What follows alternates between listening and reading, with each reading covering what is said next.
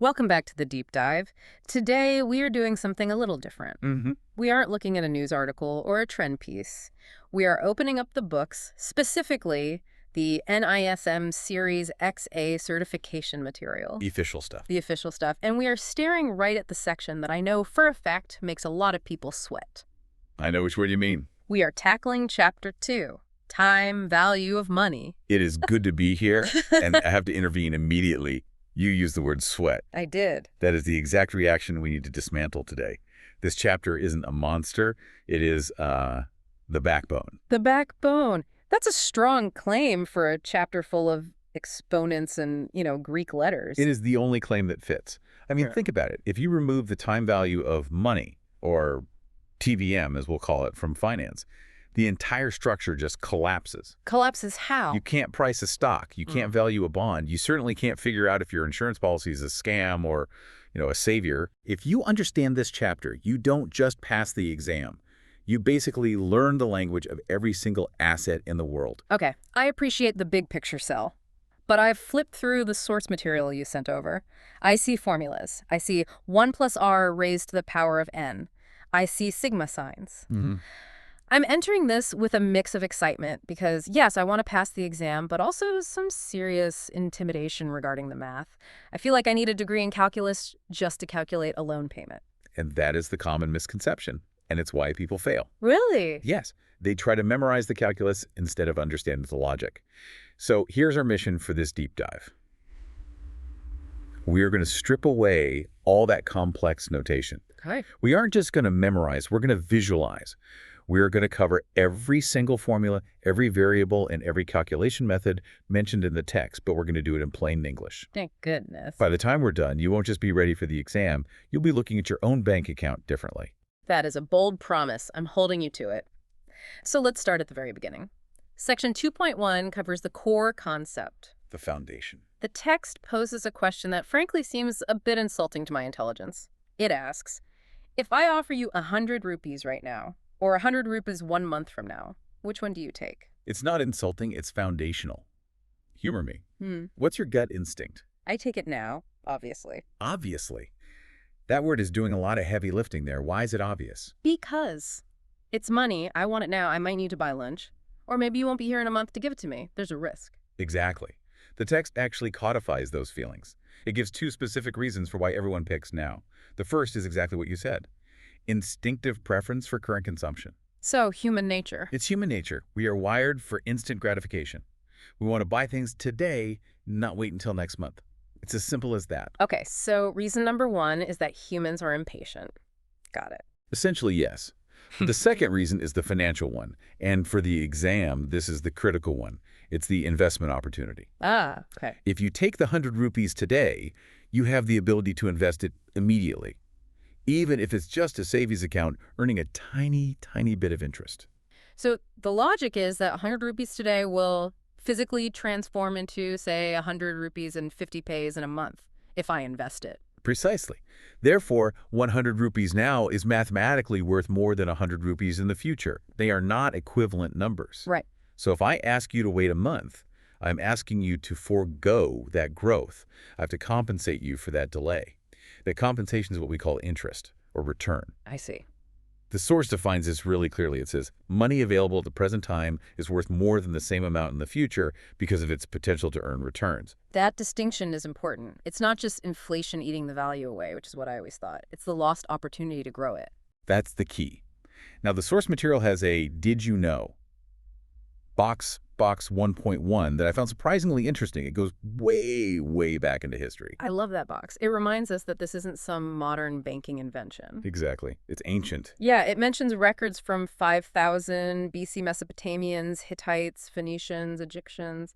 But the part that really made it click for me was the analogy from that era. The seeds. The seeds. They didn't think about it in terms of coins or digital numbers. They thought about it in terms of real things. Seeds and cattle. It's a perfect visualization. Break that down for me. How does a bag of wheat explain compound interest? Okay, think about it.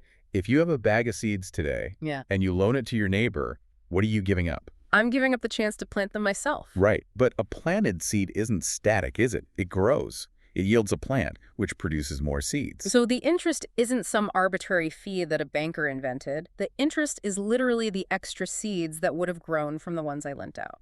Exactly.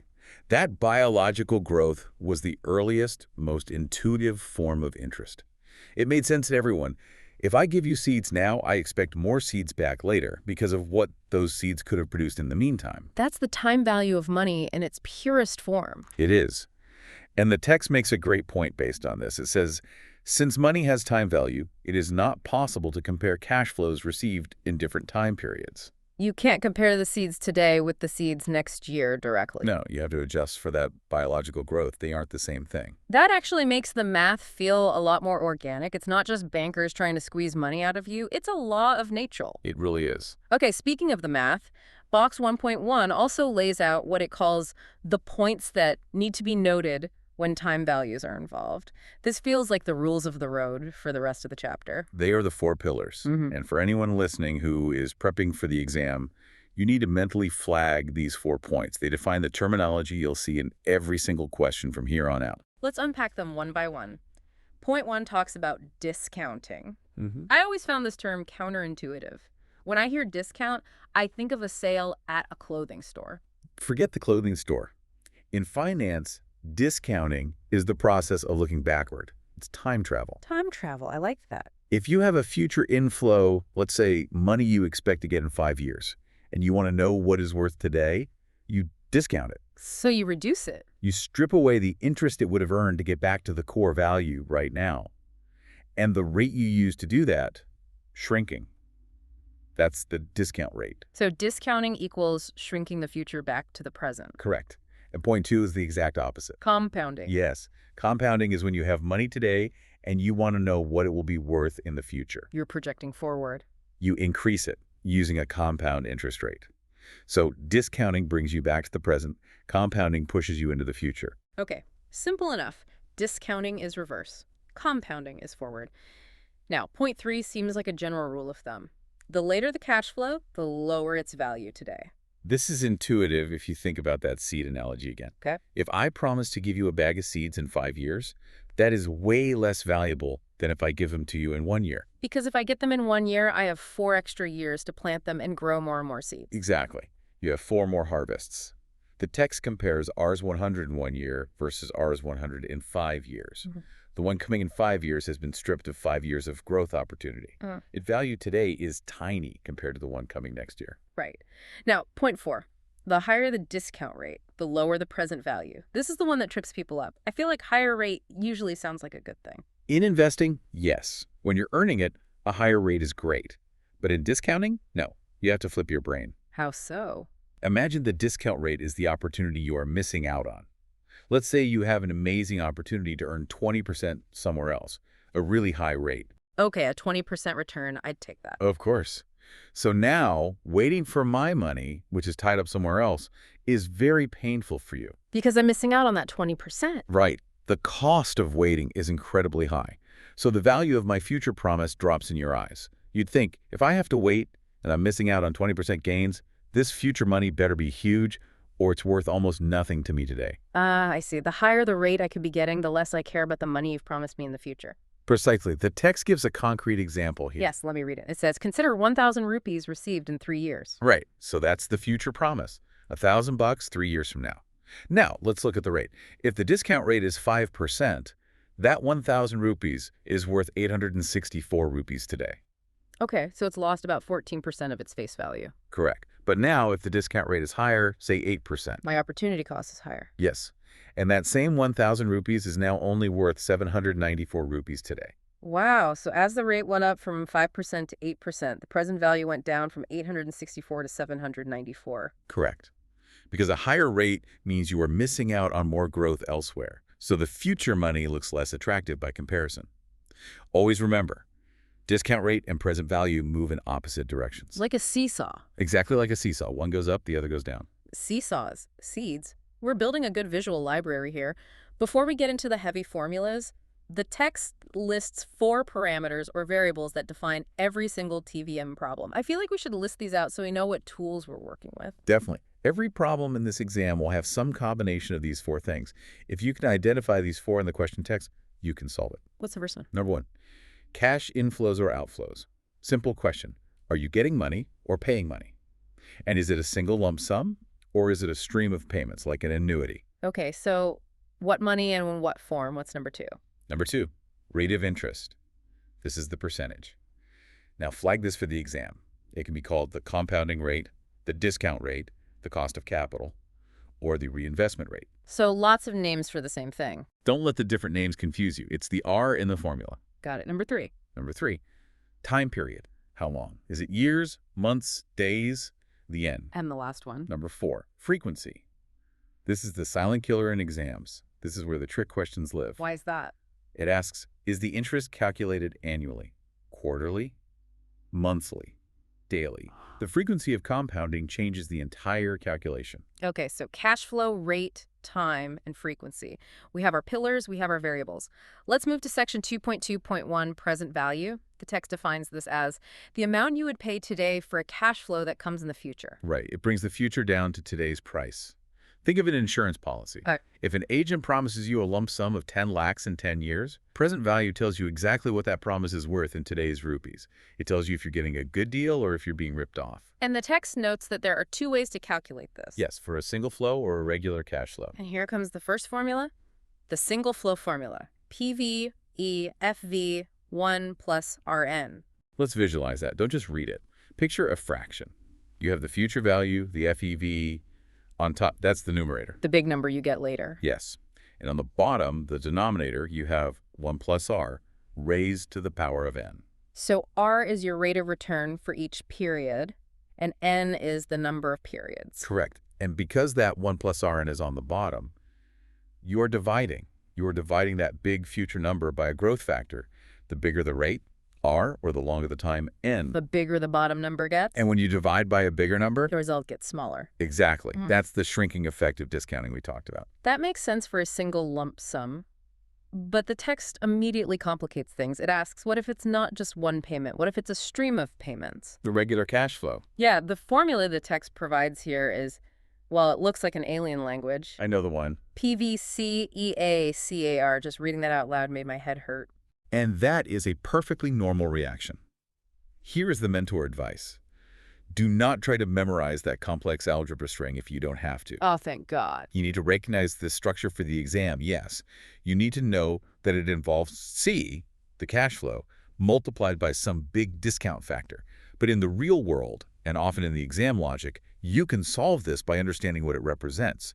You don't need to do the algebra all at once. So how do you do it? The text actually walks us through a case study to show this. Let's look at Shyam. Pure Shyam, or Lucky Shyam, depending on how you look at it. Here is the scenario. Shyam is going to receive RS 6,500 every single year for the next 8 years. The interest rate is 7%. Okay. The question is, he wants to know whether he should take that stream of cash flows or if someone offers him a lump sum now.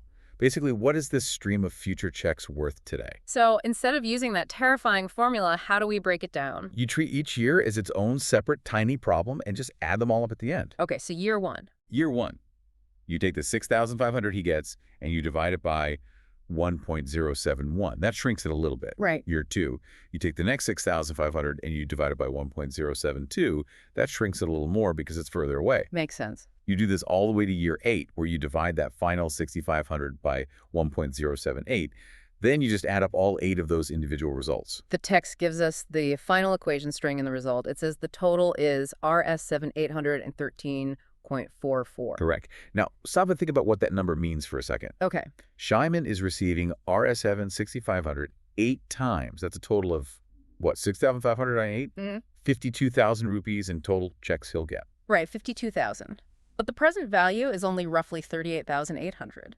So where did the other 13,000 odd rupees go? It vanished into the time value. It's the cost of waiting 8 years to get all the money. Exactly. So if someone offered Shyam, say, 30,000 rupees cash today instead of those payments, he should say no. The fair price is 38,800. But if they offered him 40,000? He should take it and run. That's the power of PV. It gives you a fair price for a decision. Now, the text explicitly shows the Excel function for this. And since this is a practical exam, we need to know the syntax. It's the PV function. Yes, and you need to know what goes in which box.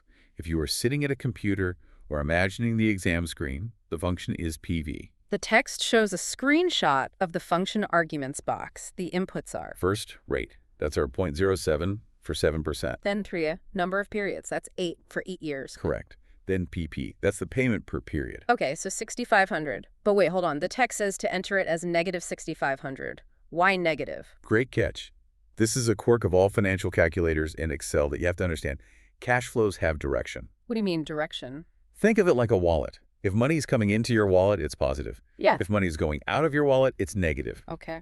In this function, Excel is programmed to think, to get this stream of payments, how much do I have to pay, which is a negative cash flow today? Or, conversely, if you put the payment as negative, it spits out a positive present value. So one side of the equation has to be negative for the other to be positive. Exactly. The text notes specifically. Yeah. Payment figure, PMT, as 6,500 to arrive at the answer. If you put in a positive 6,500, your result would just be negative 38,813. The number is right, but the sign is flipped. Okay, so negative PMT equals a positive PV result. Got it. And there's one more field in that box. Type. The text puts 0. What's that? Type asks a very specific question. Does the payment happen at the end of the year or the beginning of the year? Ah, okay. 0 means end of year. That's the default, the most common scenario. The text says, assuming the cash flows are at the end of a year, unless the question explicitly says at the beginning or in advance, you always assume end of year and use 0 out. We'll come back to that, I'm sure. Just to wrap up PV, there is a second case study about a future lump sum. It says, on the other hand, there can be a future payment of Rs 50,000 that might be received after a period of 5 years earning 6%. This one is much simpler. No stream of payments.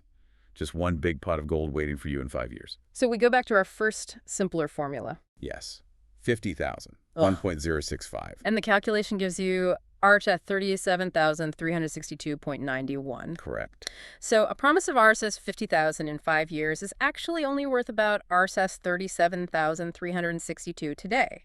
It lost about 25% of its value just by being 5 years away. That's a perfect way to look at it. Crystal clear. Let's flip the coin. Section 2.2.2, future value. Future value, or FV. This is the other side of the mirror. Instead of shrinking money back to today, we are growing it into the future. Right. The text defines it as measuring various amounts for which such a future value might need to be calculated, and this will give an idea of the erosion in value from the current period. So it's about figuring out what my money will be worth. Exactly. Or, conversely, how much prices will rise over time. The formula here looks like the inverse of PV. It's FV equals PV R1 plus RN. Oh, sorry. So instead of dividing, we're multiplying. We're multiplying the present value by that growth factor, 1 plus RN. It's expansion. But there is a massive exam flag in this section. I need everyone to lean in for this one. I see it. It's about the frequency again. Yes. The text warns us, and I'll quote, "Note that the rate of return for each compounding period has to be adjusted for the frequency of compounding." What does that mean in practice? Most interest rates are quoted per annum, which means per year. But if the investment compounds quarterly, you cannot just use the annual rate in your formula. It would be way too high for a single quarter. So what do we do? You have to slice the rate. If it's quarterly, you divide the annual rate by 4, and you have to expand the time. If it's a 5-year investment and you compound 4 times a year, that's a total of 20 periods. So you multiply the years by 4. So divide the rate, multiply the time. Tattoo that on your brain. Divide rate, multiply time. The text has a perfect case study for this. Krishna's 5 lakhs. This really highlights why this matters so much. It's a brilliant example. Let's walk through Krishna's situation. He invests Rs 5 lakhs in a bank deposit for 5 years. The interest rate is 8% per year. The text gives us 3 scenarios to show how dramatically the outcome can change depending on how that interest is treated. Okay, let's start with scenario 1. The interest is used to pay the college fees of his daughter, and there's no compounding. This is what we call simple interest. He gets the 8% payout every year, and he spends it. It leaves the account entirely. So the principal amount never grows. Never. The math is simple. 5 lakhs times 8% is 40,000 rupees a year. Over 5 years, 40,000 A5 is Rs 2,000. Total interest, 2 lakhs. Correct. And the text notes, there is no compounding benefit since the interest is taken out and used and not reinvested. His 5 lakhs is still just 5 lakhs at the end. Okay, that's the baseline. Now, scenario 2, the cumulative option. The interest is paid at maturity, meaning it is reinvested. It's compounded yearly. Now we use the FV formula. The money stays in the pot and grows on itself. So it's 500,000 A, 1.085. What does that come out to? The maturity value jumps to Rs 7,034,664. So if you subtract the original 5 lakhs, the interest earned is Rs 2,034,664. So just by reinvesting it, he made an extra Rs 34,664 compared to scenario 1. Exactly. The text emphasizes this point. The interest income is higher because the interest earned each year is reinvested and earns interest too. That is the compounding benefit. Interest on interest. Now for the one with the twist. Scenario 3. If the interest is instead compounded quarterly and he chooses the cumulative option. Okay, listen closely to the adjustment the text prescribes. This is critical. Divide the rate, multiply the time. You got it. The rate is 8% per annum. But we are compounding quarterly, so we divide the rate by 4.8%, 4 equals 2%. So RR is now 0.02 per quarter. And the time. The time is 5 years, but we have 4 quarters per year, so 5 times 4 equals 20 periods. Our N is now 20. So the new formula is 500,000 of 51.02. Exactly. And the result? What's the final number? Rs 7,042,974. The interest earned is Rs 2,042,974. Okay, let's compare that. Scenario 2, with annual compounding, the interest was roughly 2,34,000. Correct. And scenario 3, with quarterly compounding, the interest is almost 2,43,000. It's roughly 8 or 9,000 rupees more for doing absolutely nothing. For doing nothing but choosing a bank that calculates interest 4 times a year instead of just once. The text concludes, the interest income is higher than scenario 2 because the frequency of compounding is higher. That is a powerful lesson. Always check the frequency. Always. The text also provides the Excel syntax for FE, EV rate, M per, PMT, PV type. The example is, a sum of Rs 5,000 growing at 8% per annum will become Rs 703.46.64 in 5 years. Yes, and the input they show is FE 0.085 NAS 5,000, 0. The negative 5,000 again? Right, but notice something subtle here. The text puts the one-time sum of 5,000, it should go in the PV field.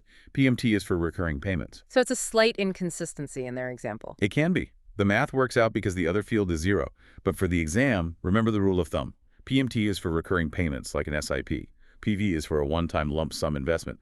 Always double-check which box you are typing into. Good advice. Don't autopilot the data entry. Moving on to section 2.2.3, rate of return. This section addresses a problem I have all the time. I see investments that perform wildly differently. One year it's up 20%, the next year it's down 5%, then up 12%.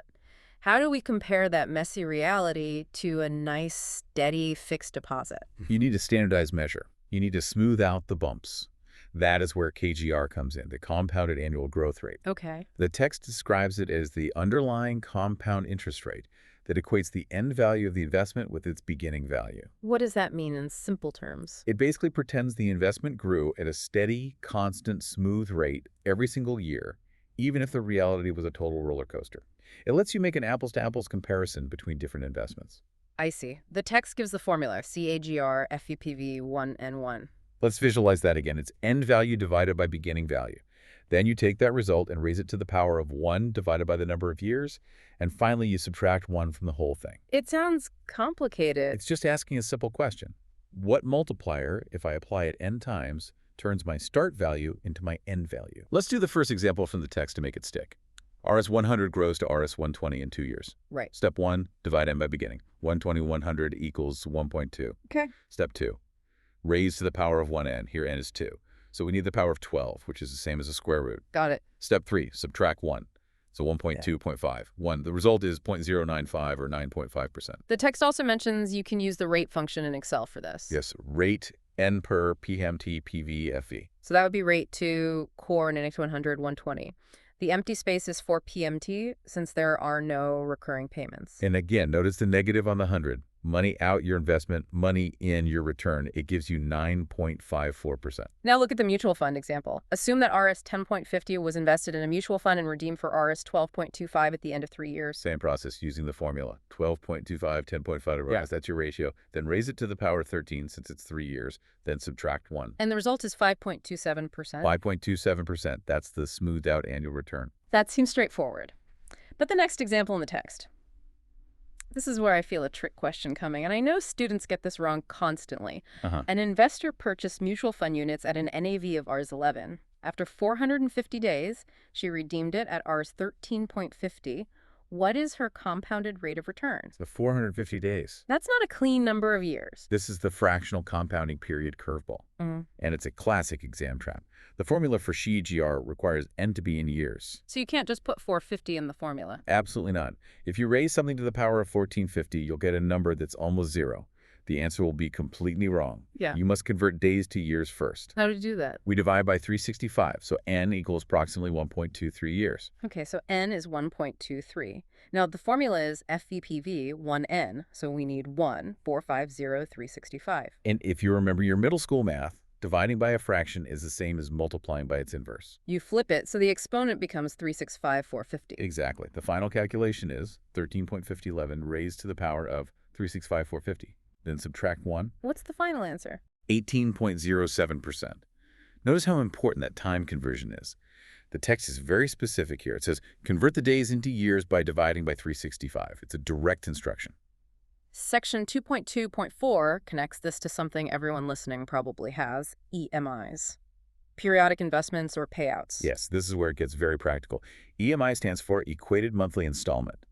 The goal here is to calculate the regular payment needed to pay off a present value, usually a loan. So, can I afford this house? That's the question it answers. The text says this is essential for proper planning made of how the amount should be accumulated. We have a case study here. Yeah. Satish. Satish is thinking of taking a loan of Rs 30 lakh for the purchase of a house property in his hometown.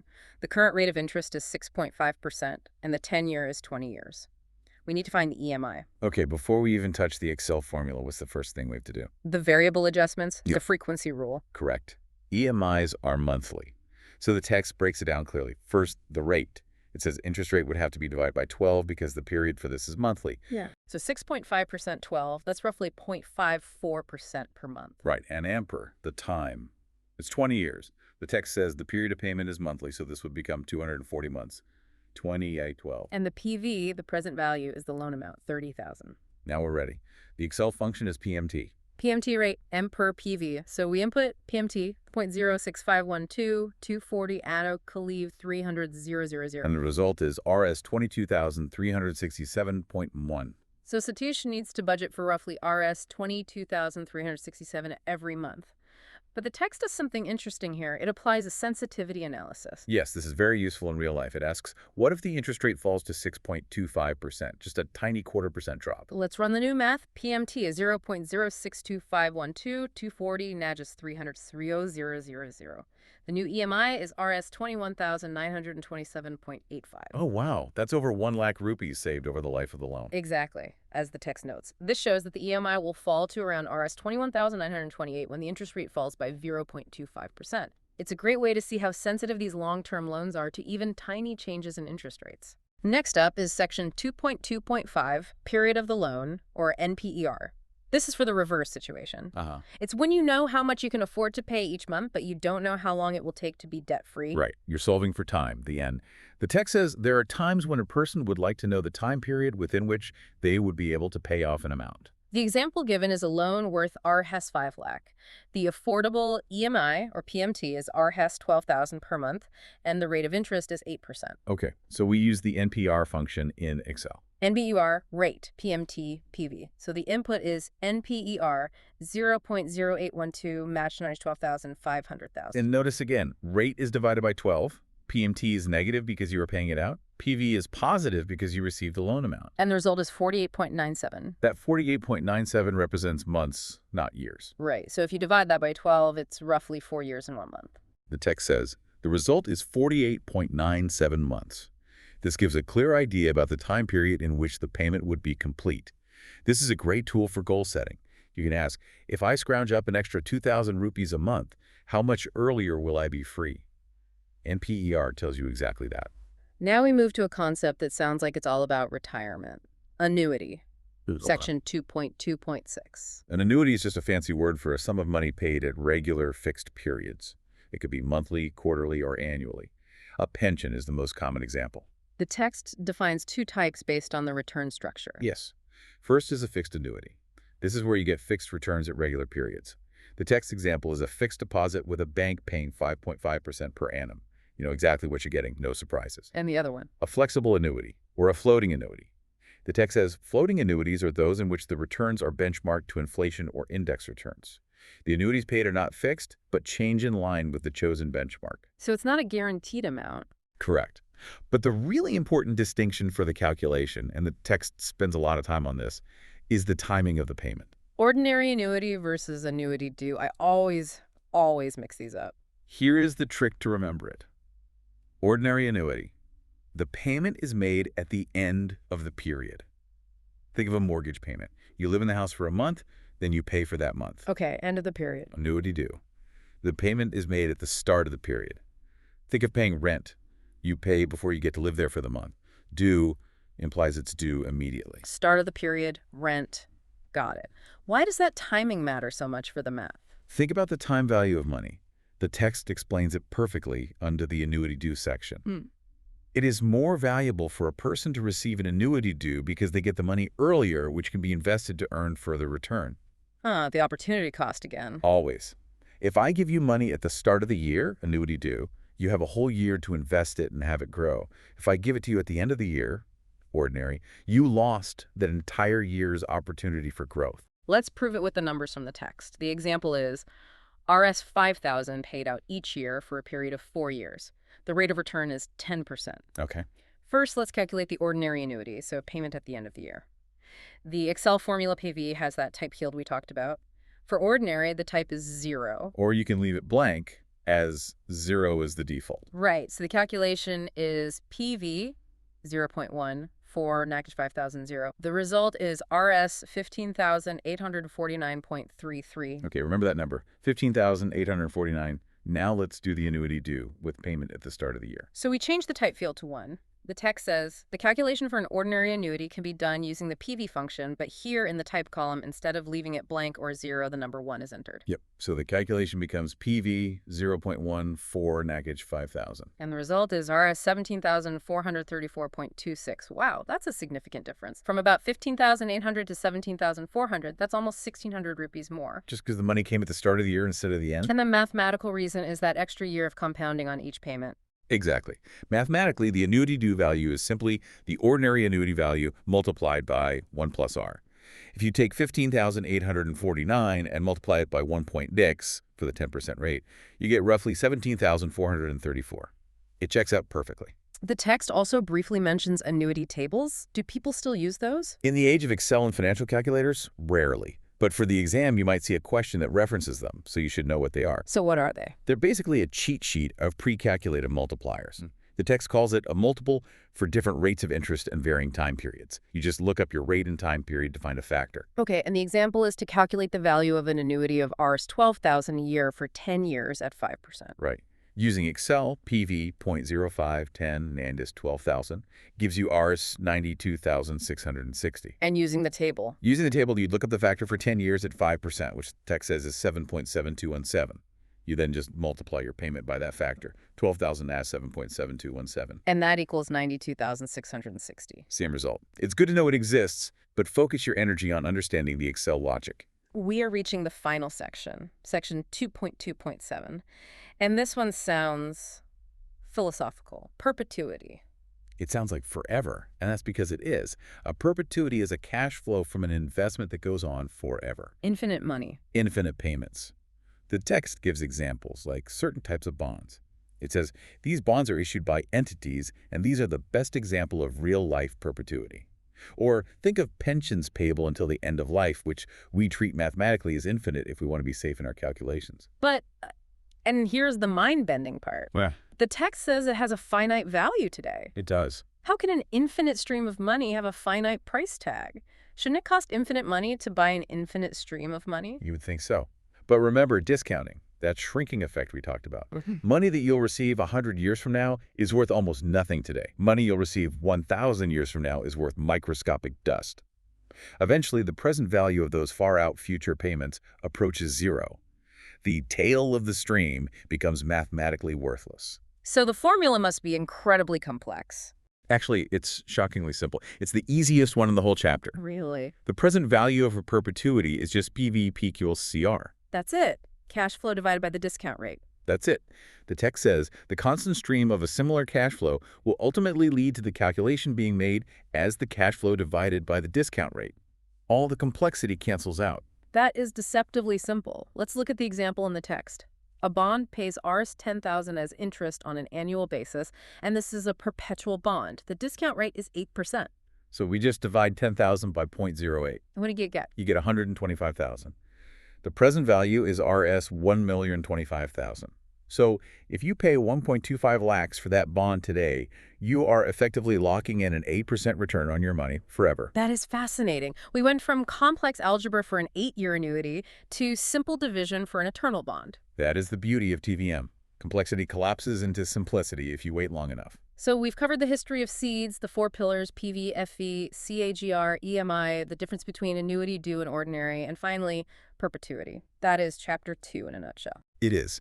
And if I can leave you and the listeners with one piece of parting wisdom for the exam. Please. Watch the frequency. The exam will try to trick you with quarterly or monthly while giving you an annual rate. Always remember to divide the rate and multiply the time. And the second thing. And watch the timing, start of month, type 1 versus end of month, type 0. Those are the 2 places where students lose easy marks time and time again. And my takeaway, open Excel. The formulas look scary on the page, but once you type PV into a spreadsheet and it asks you for the rate, the NPER, the PMT to PMT, it just clicks. You have to do it yourself. And you have to build the muscle memory. Yeah. My pleasure. Go practice those calculations. Thank you, mentor, for guiding us through the math. And to you, the listener, take a breath. You've got this. This was the deep dive into time value of money. We'll see you in the next chapter.